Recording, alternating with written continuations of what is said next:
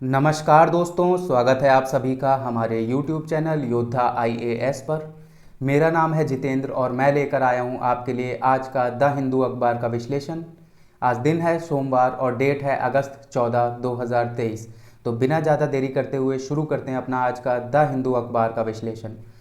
पहली खबर जो हम फ्रंट पेज से उठाने जा रहे हैं, तो 14 states yet to join education scheme, ये न्यूज़ है। तो मैं आपको बता देता हूँ क्या है ये, कि 14 ऐसे राज्य और यूनियन टेरिटरीज हैं भारत के अंदर जिनमें केरला, तमिलनाडु और वेस्ट बंगाल शामिल हैं, जिन्होंने अभी तक एक मेमोरेंडम ऑफ अंडरस्टैंडिंग साइन नहीं किया है केंद्र की यूनियन एजुकेशन मिनिस्ट्री के साथ। और ये मेमोरेंडम ऑफ अंडरस्टैंडिंग जिस चीज़ से रिलेटेड है तो वो है न्यू एजुकेशन पॉलिसी जो लागू हुई थी, जिसे हम कहते हैं नेशनल एजुकेशन पॉलिसी 2020। तो उसको लेकर अभी इन 14 राज्यों में कोई मेमोरेंडम ऑफ अंडरस्टैंडिंग पर साइन नहीं हुआ है केंद्र की यूनियन एजुकेशन मिनिस्ट्री के साथ। तो इसी को लेकर ये लिखा हुआ है। और यहाँ पर कुछ जो प्रमुख राज्य हैं वो हैं केरला, तमिलनाडु और वेस्ट बंगाल। और इनके अलावा और स्टेट्स हैं और यूनियन टेरिटरीज हैं जिन्होंने अभी भी साइन नहीं किया है मेमोरेंडम ऑफ अंडरस्टैंडिंग।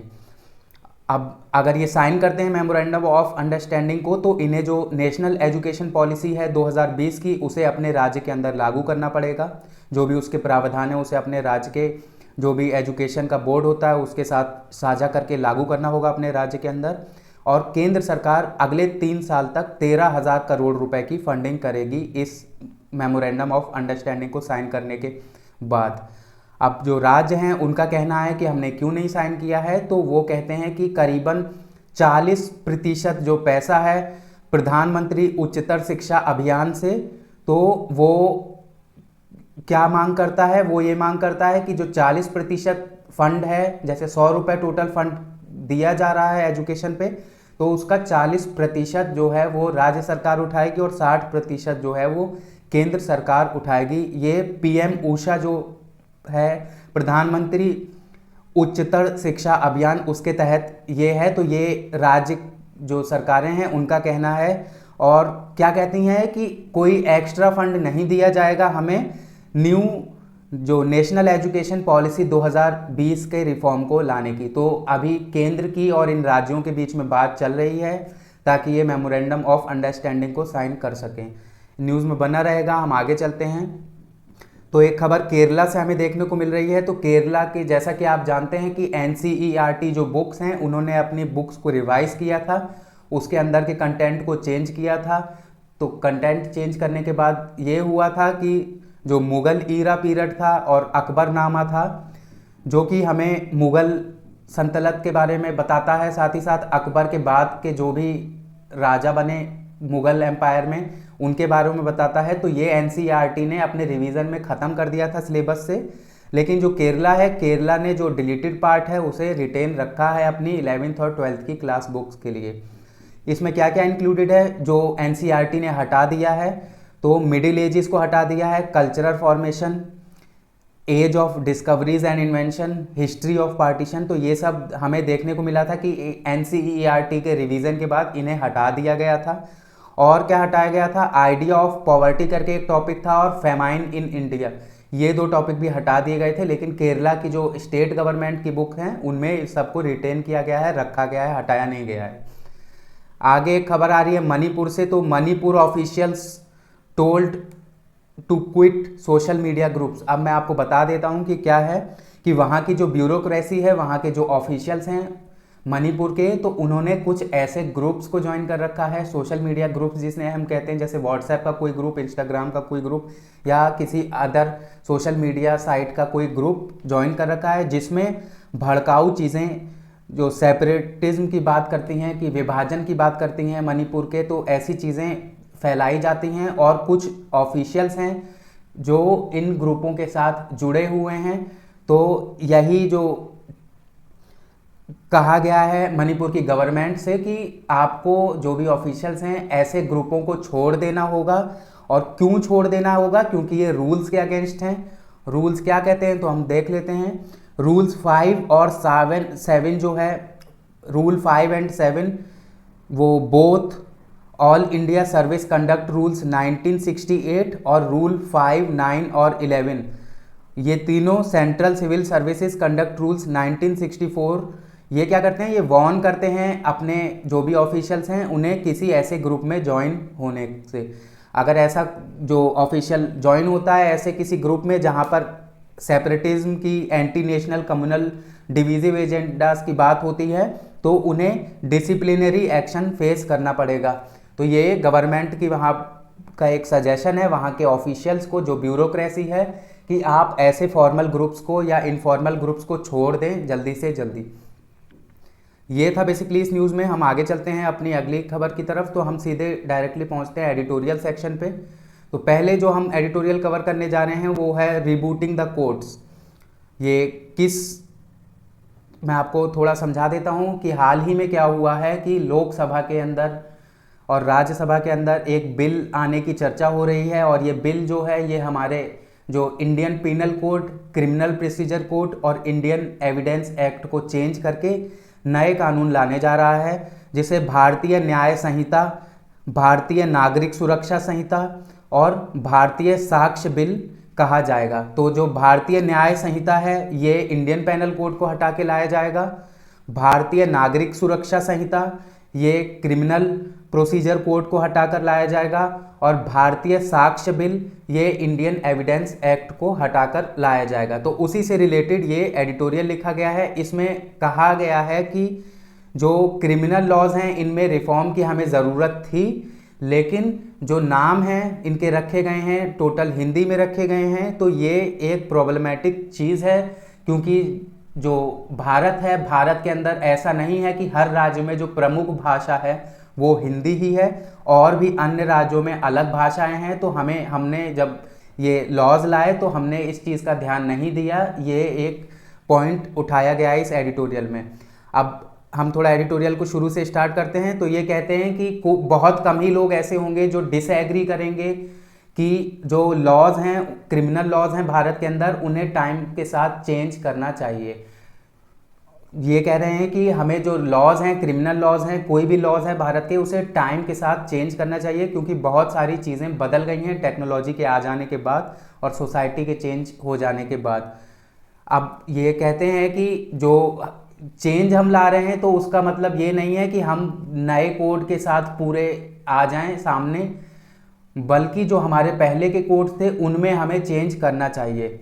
और हमें जो नाम है वो बहुत ध्यान से रखने चाहिए, क्योंकि यहाँ पर हम पूरे भारत के ऊपर ये कानून की बात कर रहे हैं, और केवल जो हिंदी बेल्ट है भारत के अंदर उसकी बात नहीं कर रहे हैं। बेसिकली नॉर्थ इंडिया की बात नहीं कर रहे हैं, पूरे ओवरऑल इंडिया की बात कर रहे हैं। अब ये बात करते हैं कि जो 1973, जिसे हम 1973 कहते हैं, तो 1973 में क्या हुआ था कि क्रिमिनल प्रोसीजर कोड को इसी तरह चेंज किया गया था। उसमें नए प्रावधान जोड़े गए थे, जो कि पहले के क्रिमिनल प्रोसीजर कोड का, जो कि 1898 का है, 1898 का क्रिमिनल प्रोसीजर कोड है, उसे हमने चेंज किया था 1973 में। उसके बाद अब तीसरी बार ये जब चेंज होने जा रहा है तो इसे हम कहने जा रहे हैं भारतीय नागरिक सुरक्षा संहिता। अब ये कुछ इसके अंदर से लॉज में कुछ ऐसे प्रावधान किए गए हैं, जो ये नए लॉ आए हैं, नए लॉ आने जा रहे हैं। तो इनमें क्या किया गया है कि जो सिडिशन है, सिडिशन का जो चार्ज था, देशद्रोही का जो चार्ज लगाया जाता था, उसे ख़त्म कर दिया गया है। लेकिन उसी के मुकाबले एक और नया सेक्शन जोड़ दिया गया है जिसका नाम है सेक्शन 150। तो ये क्या कहता है, ये डिसअफेक्शन की बात करता है और गवर्नमेंट को हेट्रेड और कंटेम्प्ट की बात जो पहले सिडिशन करता था उसे ख़त्म कर देता है सेक्शन 150। लेकिन ये सेसेशनिज्म, सेपरेटिज्म और आर्म्ड रिबिलियन को अभी भी टारगेट करता है। जो सेक्शन 150 है, दो चीज़ें हटा देता है, एक डिसअफेक्शन जो था गवर्नमेंट के खिलाफ, और हेट्रेड और कंटेम्प्ट का जो चार्जेस होता था इन्हें हटा देता है। लेकिन अपने अंदर क्या बचाए रखता है, सेसेशनिज्म। सेसेशनिज्म का मतलब होता है जैसे कि कोई, जैसे जम्मू कश्मीर है, वो ये मांग करे, ये मांग उठाए कि हमें अपना जम्मू कश्मीर भारत से अलग करना है, तो इसे सेसेशनिज्म कहते हैं। सेपरेटिज्म और आर्म्ड रिबिलियन, इन सब की बात सेक्शन 150 करेगा जो नया बिल आने जा रहा है। अब आगे बात करते हैं कि एक ऐसा प्रावधान है, प्रोविज़न है, जिसका नाम है सेक्शन 195। तो ये क्या करता है, ये पेनलाइज करता है फॉल्स और मिसलीडिंग इंफॉर्मेशन प्रोवाइड करने पे। तो अगर कोई न्यूज़पेपर हैंडलिंग या मीडिया कोई ऐसा मिस इन्फॉर्मेशन लाती है तो उसे सेक्शन 195 के तहत उस पर केस चलाया जा सकता है। आगे ये बात करता है कि मॉब लिंचिंग की जो घटनाएं हो रही थी, तो अभी तक क्या था कि भारत के अंदर मॉब लिंचिंग का कोई कानून नहीं था, लेकिन इस बिल के आ जाने के बाद से मॉब लिंचिंग के ऊपर भी ऑर्गेनाइज्ड क्राइम का एक टैग लगा दिया जाएगा। और ये जो ऑर्गेनाइज्ड क्राइम है, इसके तहत अब इसमें सज़ा का प्रावधान भी रखा जाएगा।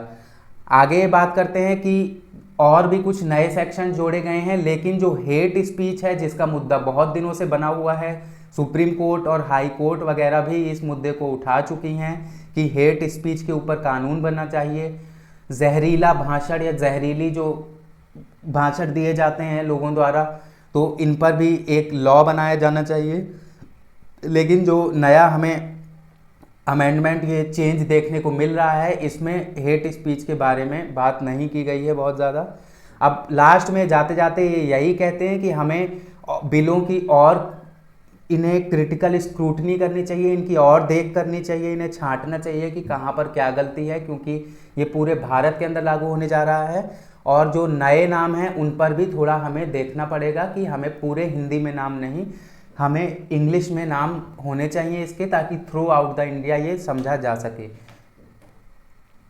आगे पाकिस्तान से रिलेटेड एक एडिटोरियल है, तो पाकिस्तान पॉलिटिकल रोलर कोस्टर। तो क्या बात है, मैं आपको बता देता हूँ क्या इस एडिटोरियल में, कि पाकिस्तान की जो पार्लियामेंट है वो अभी हाल ही में डिसॉल्व हुई है, ठीक है। अब क्या होना है, पाकिस्तान में होने हैं इलेक्शन। लेकिन ये बात क्या करते हैं कि जो पाकिस्तान की मुख्य अपोजिशन पार्टी है, पाकिस्तान तहरीक इंसाफ पीटीआई, जो कि इमरान खान की पार्टी थी, तो उसे पॉलिटिकल तरीके से उसे हटा दिया गया है, इमरान खान को बैन कर दिया गया है। वो इस वक्त जेल में है, 3 साल की उन्हें सज़ा मिली हुई है और 5 साल उसके अलावा वो बैन रहेंगे किसी भी चुनाव को लड़ने के लिए।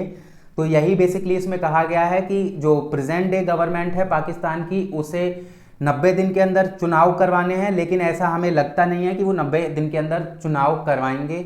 और पाकिस्तान में क्या देखने को मिला है कि जो इमरान खान है वो मेन अपोजिशन की तरह खड़े हुए हैं जो प्रेजेंट डे गवर्नमेंट है पाकिस्तान की, उसके खिलाफ।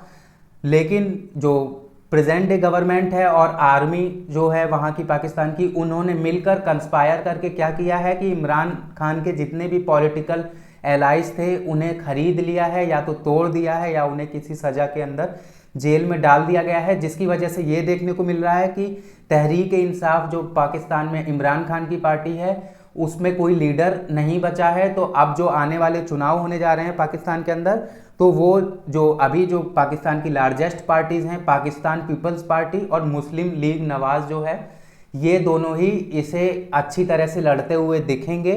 क्योंकि जो हमने देखा कि जो इमरान खान की पार्टी है, जो कि मेन अपोजिशन पार्टी है इस टाइम पर पाकिस्तान में, उसे एक तरह से सिस्टमैटिकली ख़त्म कर दिया गया है आर्मी द्वारा मिलकर और प्रेजेंट डे गवर्नमेंट द्वारा मिलकर।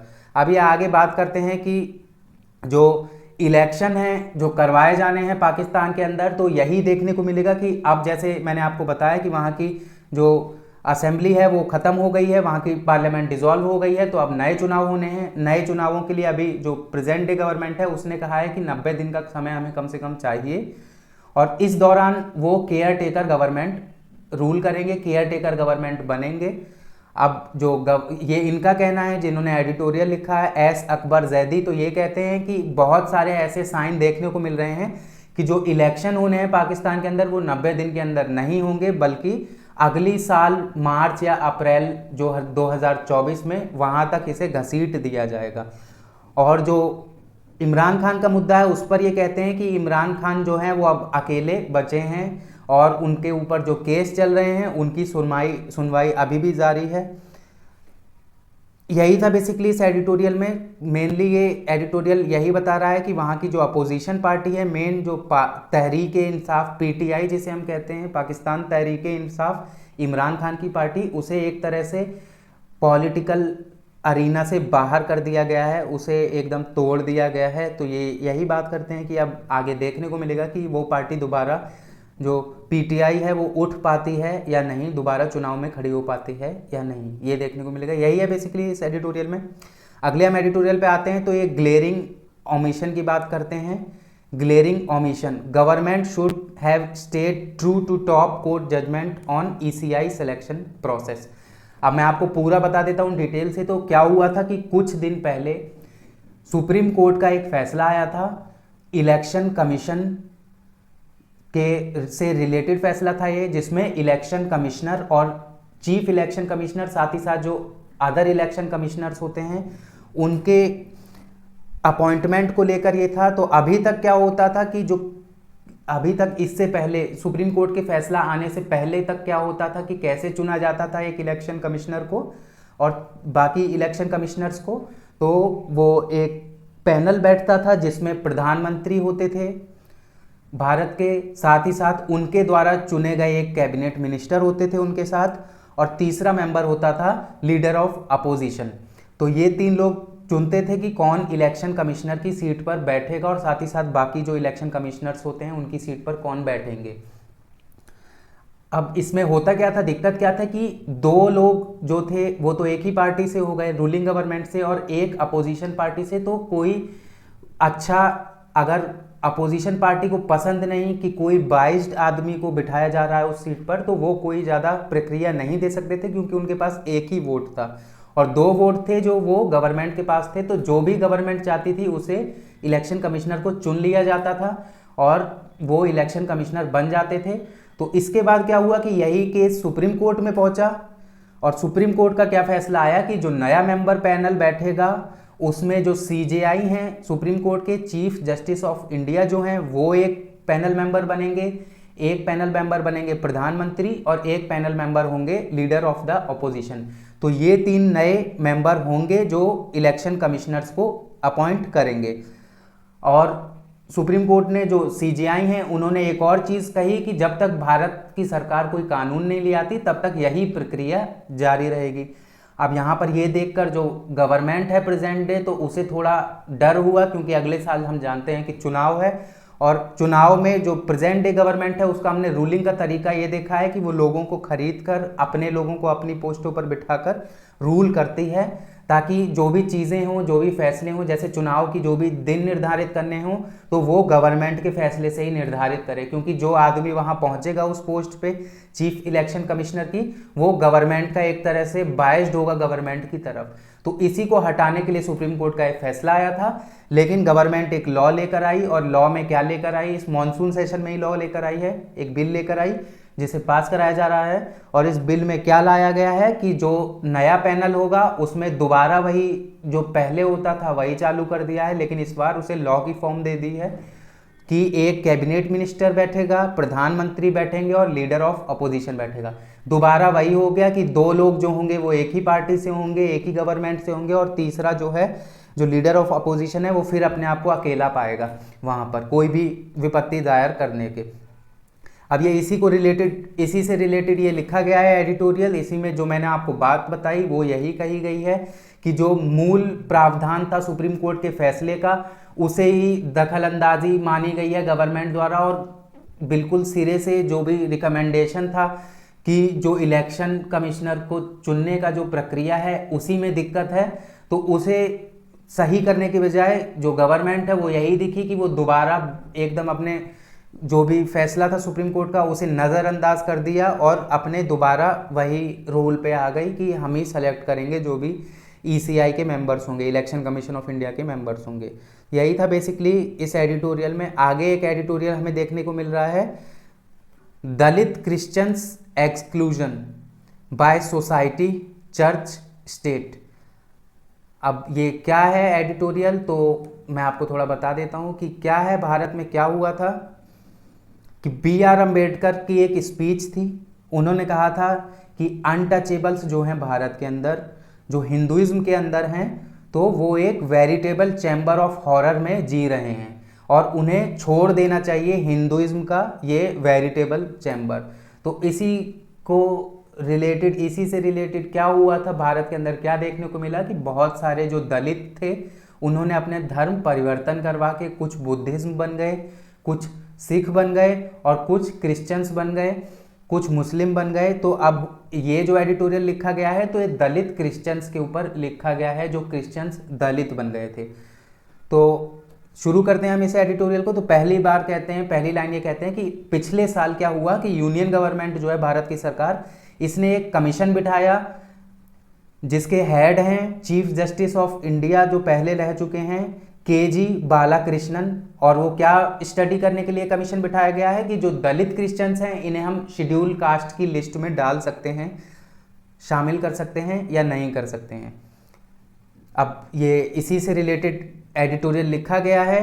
तो यहाँ से हम शुरू करते हैं इंटरसेक्शनल बर्डन्स। तो सबसे पहले बात करते हैं थ्योरी ऑफ इंटरसेक्शनैलिटी की। तो मैं आपको समझा देता हूँ क्या थ्योरी है। तो ये एक तरह से थ्योरी क्या है तो मैं आपको बता देता हूँ। इसमें मान लीजिए कि जो डिवीज़न होता है, ऑपरेटिंग सिस्टम होता है, वो क्या क्या देख के चलता है। बहुत सारे ऑपरेटिंग सिस्टम होते हैं। ऑपरेटिंग सिस्टम मतलब किसी के ऊपर अत्याचार करने का जो प्रावधान होता है वो रेस को लेकर हो सकता है, काला गोरा निग्रो, जेंडर को लेकर हो सकता है, महिला या पुरुष, सेक्सुअलिटी को लेकर हो सकता है जैसे LGBT कम्युनिटी, या जो भी एबिलिटी को लेकर हो सकता है जैसे कोई दिव्यांग जन है और कोई एक नॉर्मल। तो ये बहुत सारे ऐसे तरीके हैं जो अत्याचार करने के एक तरह से सिस्टम बन चुके थे, और अगर हम इन्हें अकेले में जाकर पढ़ेंगे तो हम इनका पूरा प्रावधान नहीं समझ पाएंगे। जैसे हम किसी महिला की बात करते हैं तो महिला के साथ अगर हम ब्लैक विमेन जोड़ देते हैं कि काली महिला की हम बात कर रहे हैं तो पूरा मुद्दा ही बदल जाएगा। ये केवल महिला का मुद्दा नहीं रहेगा, ये एक ब्लैक विमेन का मुद्दा बन जाएगा जो एक पूरा नई आइडेंटिटी है। तो इसे हम कहेंगे इंटरसेक्शनल आइडेंटिटी। तो उसी हिसाब से जब हम देखेंगे कि जो दलित थे, दलितों को जब पता चला कि हिंदू धर्म जो है वो उनके ऊपर अत्याचार कर रहा है, जब रिनासा का पीरियड आया भारत के अंदर, तो जब दलितों को पता चला कि जो हिंदू धर्म है वो उनके ऊपर एकदम अत्याचार करता आया है बहुत हजार सालों से, तो उन्होंने सोचा कि हम इस धर्म को छोड़कर दूसरा कोई धर्म अपना लेंगे। तो वो क्रिश्चियन धर्म अपना लेते हैं, जो कुछ दलित क्रिश्चियंस बन जाते हैं। इसके बाद क्या होता है कि भारत में क्या किया जाने लगा, जो दलित क्रिश्चियंस हैं उसे क्रिश्चियंस ही माने जाने लगा। क्यों? क्योंकि जो क्रिश्चियन की आइडियोलॉजी, जो भारत सरकार की कहना है, भारत सरकार का अभी तक जो यूनियन की स्टेट है, भारत की जो स्टेट है, उसका ये कहना है कि क्रिश्चियन धर्म के अंदर सोसाइटी वर्णों में नहीं बटी हुई है। तो ये कहना है, ये ही अभी तक जो भी जितने भी फैसले आए हैं, प्रावधान आए हैं, तो उसका मूल आधार क्या रखा जाता है कि जो क्रिश्चियन कम्युनिटी है उसके अंदर वर्ण सिस्टम नहीं है, जिस वजह से जो दलित क्रिश्चियंस हैं उन्हें हम SC लिस्ट में शामिल नहीं कर सकते। उसी से ये बेसिस पे रिलेटेड आर्टिकल लिखा गया है कि जो दलित क्रिश्चियंस हैं उन्हें हम अलग कैटेगरी में हमें नापना चाहिए, क्योंकि वो भी दलित हैं, क्रिश्चियंस हैं, उनके ऊपर अलग जो अत्याचार है वो किया जाता है। आगे एक ये बात करते हैं सिंगल एक्सिस की। तो यहाँ हम आते हैं सिंगल एक्सिस फ्रेमवर्क क्या है समझ लेते हैं। तो ये एक फैसले की बात करते हैं सुप्रीम कोर्ट के। कौन सा केस था? केस था Soosai etcetera versus union of India, 1985 का एक सुप्रीम कोर्ट का केस था। तो सुप्रीम कोर्ट से जो सुसाई हैं ये कौन थे? दलित कैथोलिक मतलब क्रिश्चियन से रिलेटेड शू मेकर थे, एक मोची थे। तो ये सुप्रीम कोर्ट पहुंचते हैं और ये कहते हैं कि मुझे एक कियोस्क बनाना है, एक हट टाइप का, जहां पर मैं अपना मोची का काम कर सकूं एक प्लेटफॉर्म पर मद्रास में। तो जो स्टेट गवर्नमेंट है वो वहाँ क्या प्रावधान देती थी कि जो शेड्यूल कास्ट के लोग हैं हिंदू धर्म के अंदर वो कियोस्क बना सकते हैं मद्रास के अंदर। और जो क्योंकि वो शेड्यूल कास्ट की लिस्ट में शामिल हैं। लेकिन जैसा कि मैंने आपको बताया कि जो दलित कैथोलिक शू मेकर है, दलित क्रिश्चियन है, ये शेड्यूल कास्ट की लिस्ट में शामिल नहीं है। तो इसके लिए ऐसा जो तमिलनाडु गवर्नमेंट जो मद्रास में था ऐसा प्रावधान नहीं था, क्योंकि ये दलित की लिस्ट में नहीं शामिल था।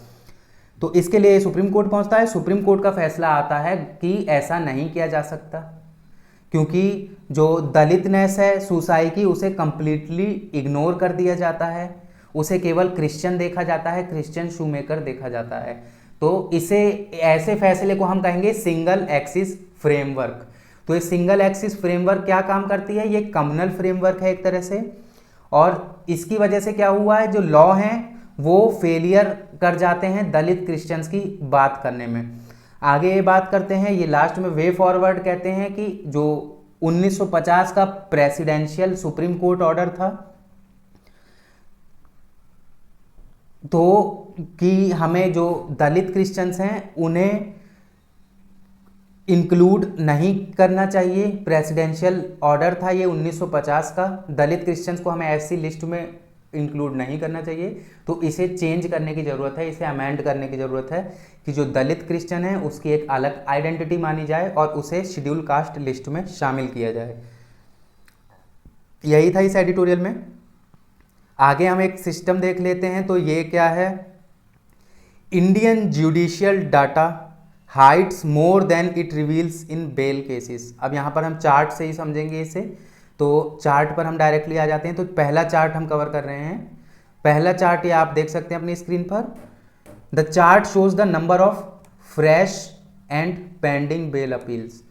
जो बेल अपील्स हैं जो पेंडिंग हैं या अभी रखी गई हैं वो हाई कोर्ट्स में ओवर टाइम। तो जब हम 2015 और 16 की बात करते हैं तो ये पेंडिंग बेल अपील्स एप्लीकेशंस हैं, रेड से जो मार्क है, और ब्लू से जो मार्क है ये फ्रेश बेल एप्लीकेशंस हैं। तो जब हम पेंडिंग बेल एप्लीकेशंस की बात करते हैं तो ये आप कर्व देख सकते हैं, यहाँ पर 1 लाख होगा ये ग्रीन मार्क पे, यहाँ 2 लाख, यहाँ 3 लाख, यहाँ 4 लाख, तो करीबन यहाँ पर 75,000 हम मान लेते हैं। तो 2015-16 में 75,000 के अराउंड, फिर थोड़ा सा बढ़ता है, थोड़ा कम होता है, 2018-19 में थोड़ा सा कम हो जाता है, 75,000 के अराउंड ही बना रहता है, ऊपर बढ़ता है। अब जब हम यहाँ देखेंगे 2020 के बाद तो ये बढ़ गया है, देखिए ये बढ़ गया है, ठीक है। अब यही हम इसमें देखेंगे, फ्रेश बेल पिटीशन जो साइन की जाती हैं तो ये पहले कितनी थी, 3,10,000 मानते हैं इसे हम, 3,20,000, 3,30,000, 3,40,000, थोड़ा यहाँ 2020 में कम हुआ। अब 2020 के बाद जब हम देखेंगे तो ये बढ़ गया है और ये बढ़ गया है, 4,30,000 के आंकड़े पे पहुंच गया है। तो ये चार्ट बताता है कि फ्रेश बेल एप्लीकेशन जो है वो कोरोना के टाइम के बाद से बढ़ गई हैं, साथ ही साथ जो पेंडिंग बेल एप्लीकेशन है हाई कोर्ट्स के अंदर वो भी बढ़ गई हैं। आगे बेल एप्लीकेशंस चार्ट 2 में हम कवर करते हैं, ये चार्ट 2 देखते हैं हम। तो bail applications filed in high courts as a share of their total case load between July 2021 and July 2022, ठीक है। तो 80% मान लीजिए ये केस लोड्स हैं, ये केस लोड्स हैं इधर वाई एक्सिस में, और ये स्टेट्स के नाम है एक्स एक्सिस में। तो जब हम झारखंड की बात करेंगे तो झारखंड में हमें क्या देखने को मिला कि 72.8% जो है वो बेल फाइल की गई हैं। 100% में जब हम देखेंगे जितने केस हैं, जितना केस लोड है, जैसे 100 का केस लोड लिया गया है यहाँ, तो उसमें से 72.8% बेल फाइल की गई हैं, बेल की जमानत की अर्जियां दायर की गई हैं 72.8%। यही पटना हाई कोर्ट की बात करेंगे तो 52.4%, मध्य प्रदेश 40.7%, ऐसे घटते घटते कलकत्ता हाई कोर्ट की 19.6% बेल की अर्जियां दी गई हैं जुलाई 2021 से जून 2022 के बीच में।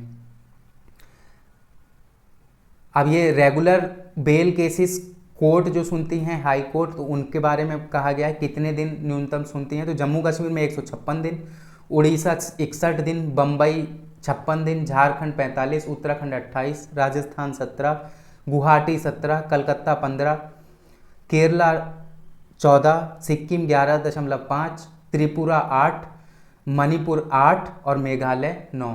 तो ये क्या रेगुलर बेल केसेस सुनते हैं, मीडियन डेज निकाला गया है, ठीक है।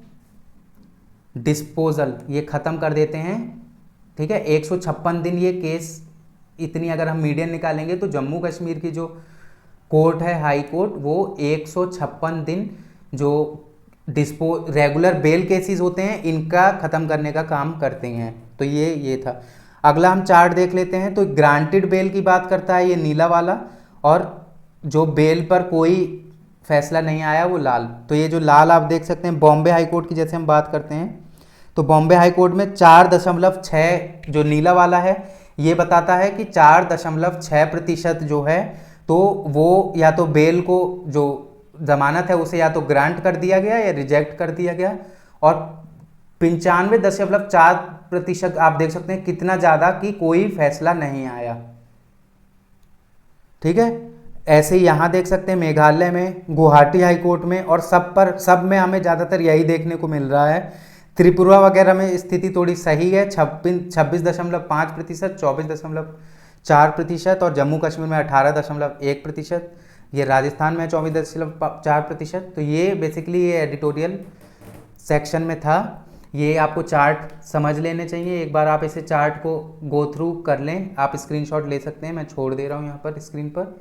आगे चलते हैं हम, तो टेक्स्ट एंड कंटेक्स्ट सेक्शन से bulldozing the law and the constitution. अब ये बात कर रहा है, जैसा कि आप देख रहे हैं कि आजकल देश में क्या चल रहा है, कुछ ऐसे राज्य हैं जहाँ पर जो डबल इंजन की सरकार है वहाँ ज़्यादातर ये देखने को मिल रहा है कि बुलडोज़र का बहुत इस्तेमाल किया जा रहा है। जो जैसे कहीं भी कोई भी घटना होती है तो वहाँ तुरंत बुलडोज़र पहुँचा के जितना भी बिना कोई नोटिस दे के, बिना किसी कानूनी प्रक्रिया के घरों को गिरा दिया जाता है। और यही अभी हमें नूह में देखने को मिला था, नूह में। तो यहाँ पर जो नूह में देखने को मिला था, तो जब हरियाणा का हाई कोर्ट की एक सख्त टिप्पणी आती है, वो हरियाणा हाई कोर्ट कहती है कि ये एक एथनिक क्लेंजिंग का मामला नज़र आता है। अब हम अपने एग्जाम पॉइंट ऑफ व्यू से देख लेते हैं, जो मेंस में हमें डेफिनेशन पता होनी चाहिए। तो एथनिक क्लेंजिंग जो है, तो ये एथनिक क्लेंजिंग की जो डेफिनेशन है वो इंडियन पेनल कोड में या इंटरनेशनल लॉ में कहीं नहीं लिखी है। ये आपको कहीं नहीं मिलेगी डेफिनेशन एथनिक क्लेंजिंग की। और ये एक डेफिनेशन यहाँ से हम पढ़ने जा रहे हैं, लेकिन और ये डेफिनेशन आई कहाँ से है, ये यूनाइटेड नेशन की एक कमीशन बैठी थी ऑफ एक्सपर्ट्स 1992 में। तो इनकी बनाई एक डेफिनेशन है जिसका हम यूज़ करते हैं एथनिक क्लेंजिंग पर। तो क्या है एथनिक क्लेंजिंग की डेफिनेशन, तो हम देख लेते हैं। A purposeful policy designed by one ethnic or religious group to remove by violent and terror inspiring means the civilian population of another ethnic or religious group from a certain geographic area। तो क्या कह रहा है मैं आपको बता दे रहा हूँ कि मान लीजिए किसी एक जोग्राफिक एरिया की बात हो रही है, वहाँ पर एक कम्युनिटी का रूल है और वो कम्युनिटी क्या करती है, वो ऐसे कुछ प्रावधान लाती है, ऐसे कुछ कानून लाती है या वायलेंस करती है, टेरर फैलाती है सोसाइटी में, जिससे जो वहाँ की दूसरी कम्युनिटी है, जो लोअर कम्युनिटी है, जो पावर में नहीं है, उसे वायलेंट तरीके से मार के भगा के या कानून का इस्तेमाल करके जो भी वहाँ की दूसरी कम्युनिटी है उसे वहाँ से भगा दिया जाए, उसे वहाँ पर एकदम कमज़ोर कर दिया जाए। तो ये अगर किया जा रहा है तो इसे हम एथनिक क्लेंजिंग कहेंगे। तो क्यों हरियाणा हाई कोर्ट की इतनी सख्त टिप्पणी आई, क्योंकि यही देखने को मिला कि जो हिंदू मेजॉरिटी गवर्नमेंट है हरियाणा के अंदर, उसने क्या किया, क्या फैसला लिया कि जो मुस्लिम मेजॉरिटी एरिया है नूह के अंदर, वहाँ पर सीधा पहुँचकर जो भी उन्हें समझ में आया, जितने भी घर उन्हें समझ में आए, उन्होंने जाकर बुलडोज़र गिरा दिया। ना कोर्ट के फैसले का इंतज़ार किया, ना किसी अलग जांच का इंतज़ार किया, और ये फैसला ले लिया।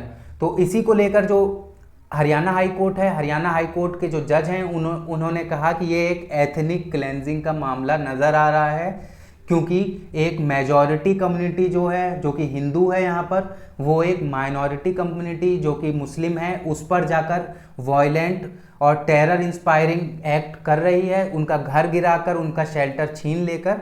तो ये जो जस्टिस है उसे सर्व नहीं करता है, ये लॉलेसनेस की सिचुएशन है वहाँ पर।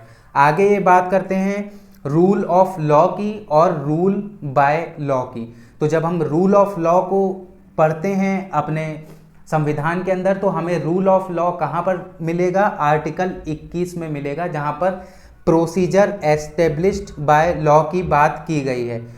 तो आर्टिकल 21 के अंदर आपको मिलेगा, और वहाँ पर सुप्रीम कोर्ट भी एक फैसला सुना चुकी है, और सुप्रीम कोर्ट का फैसला था मेनका गांधी केस में, जो कि 1978 का केस था। तो मेनका गांधी केस में जो सुप्रीम कोर्ट कहती है कि जो प्रोसीजर एस्टेब्लिश्ड बाय लॉ है आर्टिकल 21 के अंदर, तो ये एक तरह से बेसिक स्ट्रक्चर है और फेयर, जस्ट और रीजनेबल होना चाहिए जो भी लॉ है भारत के अंदर, और वो फैंसीफुल, ऑपरेसिव या आर्बिट्रेरी नहीं हो सकता।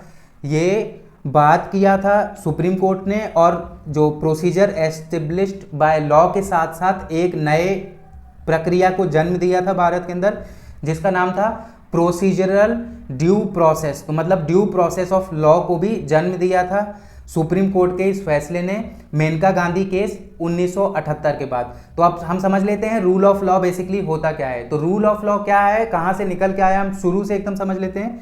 तो 1215 में हम जाते हैं तो एक चार्टर आता है जिसे हम कहते हैं मैग्ना कार्टा। तो उसका आर्टिकल 39 क्या बात करता है, तो हम पढ़ लेते हैं।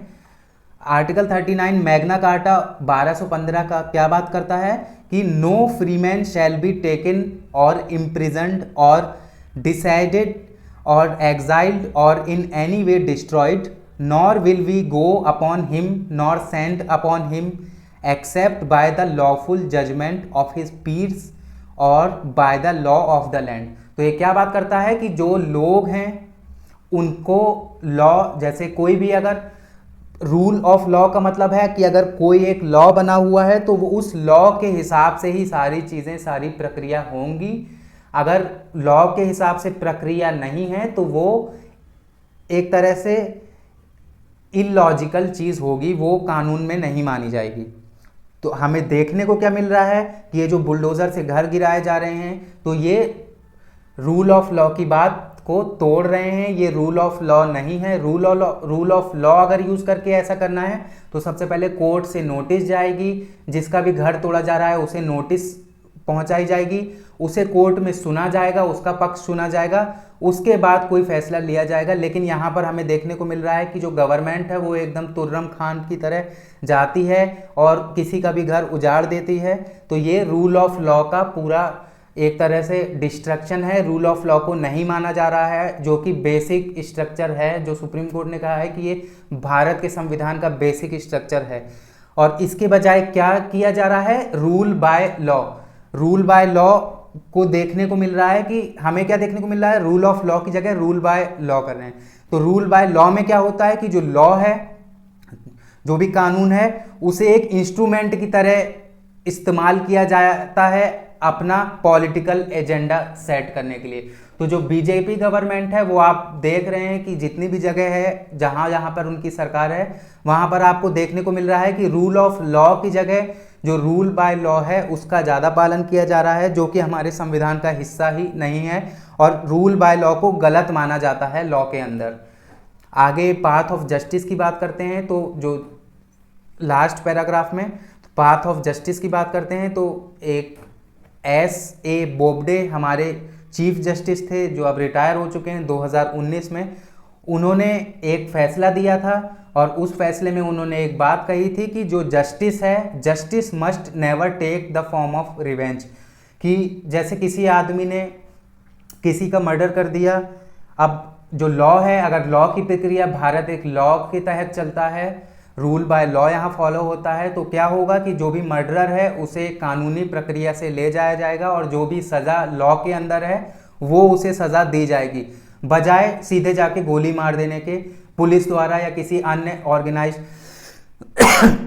गवर्नमेंट एजेंसी द्वारा।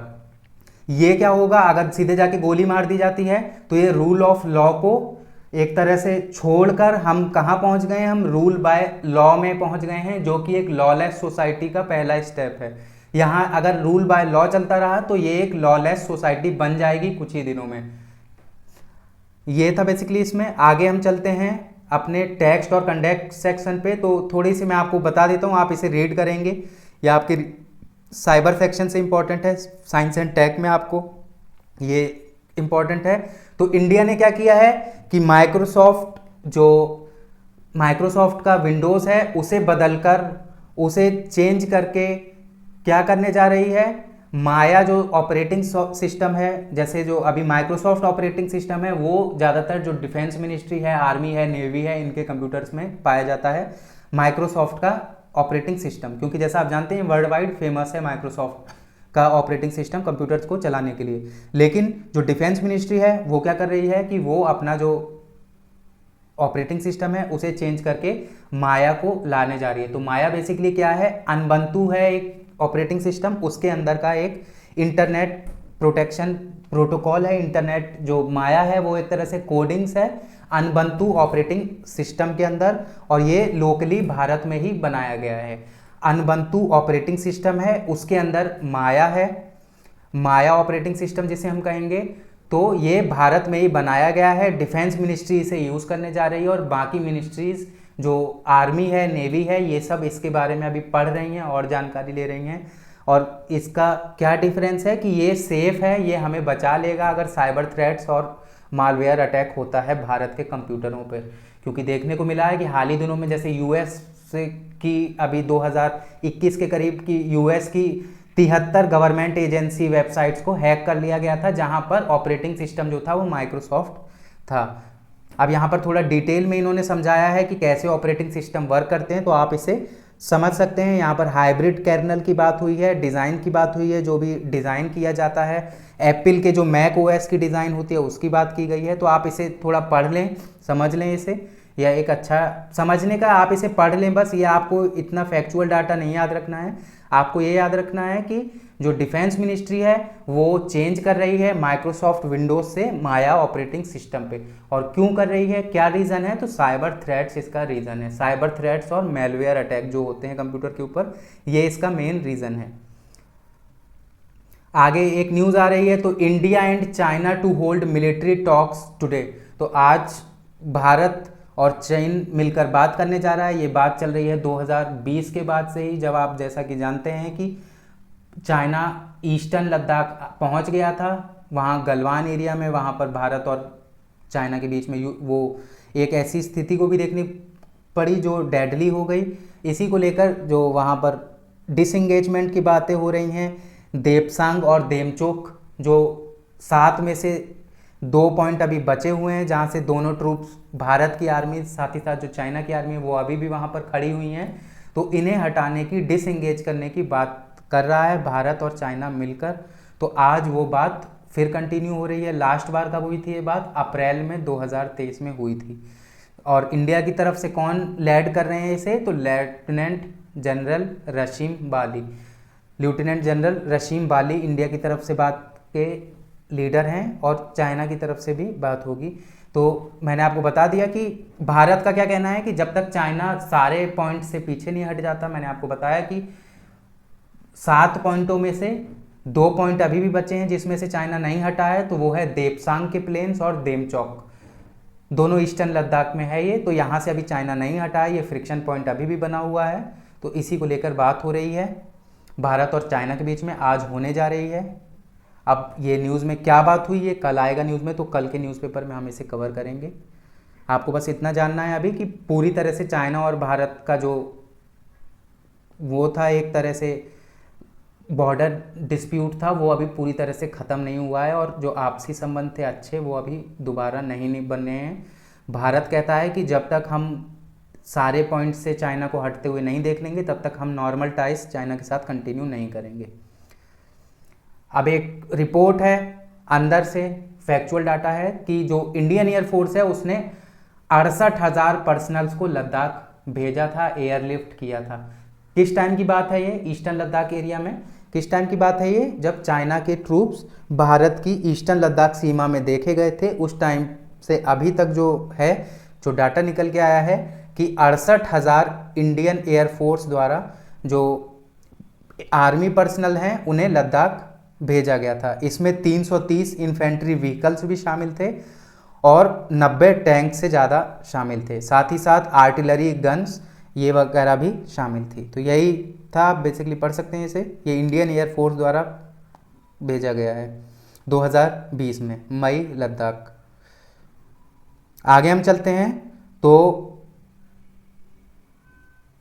हम पहुंचते हैं वर्ल्ड न्यूज़ में। तो पाकिस्तान से एक न्यूज़ आ रही है कि पाकिस्तान में क्या है कि जो पाकिस्तान का बलूचिस्तान प्रोविंस है, वहाँ पर देखने को क्या मिल रहा है कि पाकिस्तान ने चाइना के साथ पैक्ट करके एक तरह से चाइना को वहाँ पर खुला ऑफ़र दिया है कि वो बलूचिस्तान में जाकर पोर्ट बना रहा है चाइना, और वहीं जो पोर्ट है, तो बलूचिस्तान एरिया जो है वो पाकिस्तान के अंदर एक डिस्प्यूटेड टेरिटरी है। बलोच जो लोग हैं वो पाकिस्तान से अलग होना चाहते हैं, वो पाकिस्तान का हिस्सा अपने आप को नहीं मानते हैं। तो उन्हीं का एक टेरर मिलिटेंट्स हैं जिन्हें, तो उन्होंने हमला किया था चाइनीज़ वर्कर के कॉन्वॉय पे, जो कि बलूचिस्तान के पोर्ट पर काम कर रहे हैं। और ये जो बलूचिस्तान में पोर्ट बनाया जा रहा है, ये चाइना द्वारा बनाया जा रहा है, चाइना के पैसे से बनाया जा रहा है। और ये भारत के लिए एक इम्पॉर्टेंट, पढ़ने के लिए और सिक्योरिटी थ्रेट से बहुत इम्पॉर्टेंट है भारत के लिए। तो उसी में देखने को मिला है कि जो 2 मिलिटेंट्स हैं उन्हें मार गिराया गया है पाकिस्तान द्वारा, जिन्होंने चाइनीज़ के वर्कर्स पे अटैक किया था बलूचिस्तान में। यही है बेसिकली न्यूज़ में इसमें। आज के लिए बस इतना ही, कल मिलते हैं आपसे, धन्यवाद।